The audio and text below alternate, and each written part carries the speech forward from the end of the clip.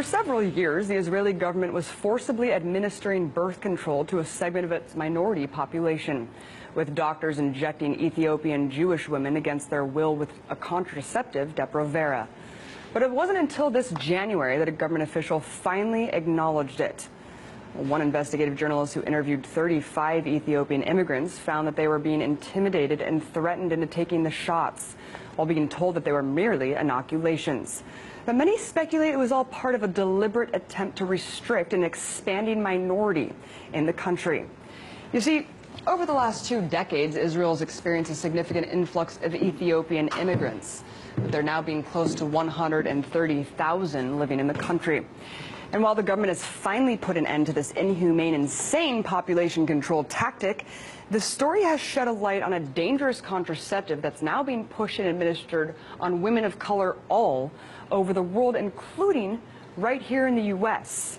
So here to talk about the use of Depo-Provera and how this is targeting minority populations in both here and abroad, I'm joined now by Randy Short, President and National Spokesperson for the Anti-Depo-Provera Clergy Coalition. Thank you so much for coming on. Thank you for having me. So Israel allegedly put this to an end. Can you talk about what you know about the health effects, though? Because obviously women were being administered this for years without knowing about them. Well, the drug was first patented in 1959. By the middle 60s, there were a lot of unethical experimentations done, in particular the Grady Clinic study in Georgia on poor black and poor white women. God knows how many people died. This drug did not get approved until 1993-94, but during that time that was used on women all over. The effects of it are serious: excessive bleeding, osteoporosis, breast cancer, cervical cancer, heart attack, stroke, ectopic pregnancies, excessive weight gain, which can lead to type 1 or 2 diabetes, short or long-term infertility, maternal death. It strips the epithelium, the inner part of the woman's womb, making her more susceptible to all STIs and STDs. Therefore, doubling the chances of getting HIV, AIDS, chlamydia, HPV, gonorrhea, or syphilis. And there are other things that bothers the mental health. One of the things that's come to us, that the group that I work with, the Rebecca Project, is that many women are telling us that they've had mental problems. The FDA in 2004 was so concerned about the dangerous nature of Depo-Provera that they issued a black box warning, which is the most serious warning that can be issued by the FDA about how dangerous this drug is. And despite this warning, this black box warning, it's still being administered under multiple agencies to multiple countries around the world. Yes. Who is administering it? Why? And where? Well, it's being used primarily in non-white countries. So Muslim countries, Pakistan, Bangladesh, Indonesia, Burma, possibly on the Myanmar minority, all over Africa, Central America and Latin America, and of course the United States, depending on whose information you look at, it's disproportionately used on African American women. Who's doing it? Planned Parenthood is one of the big purveyors of it. In addition to that, you have the Population Council, you have the International Federation of Planned Parenthood, you have a lot of persons and groups that have a Malthusian view that there are too many people, and therefore they want to reduce the population.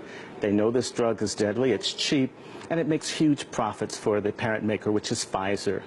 And USAID is also one of the agencies as well. For 47 years, it's been an unofficial policy of the USAID Office on Population to use or to send abroad dangerous, unsafe, untested, or unapproved drugs.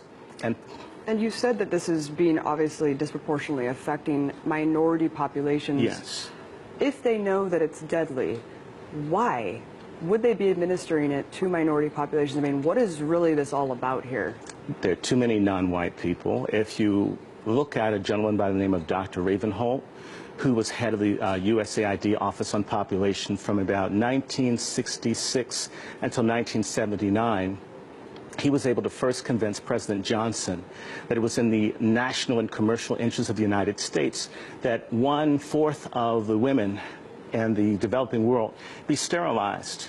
So there's some sense that if there are too many black or brown people, that somehow their needs will conflict with the capitalistic, imperialistic aims of the United States and its allies. And there's been multiple lawsuits against Pfizer for the detrimental health effects from this drug, but they seem to be getting away with it and seem to keep, direct-to-consumer advertising. Well, how are they doing this? Well, they're making a lot of money. The U.S. Department of Justice has sued them in the last 10 years and fined them about $6 billion. But if you're making billions and billions, it's the price of doing business. But you have to understand, the people that are being steered towards this drug are poor, they lack education and legal representation, and they're being tricked, so they don't know. Now, you have to understand, Pfizer lost in Canada, they've lost in Europe, but they go to countries where they can't be sued. You can't sue from Nigeria here.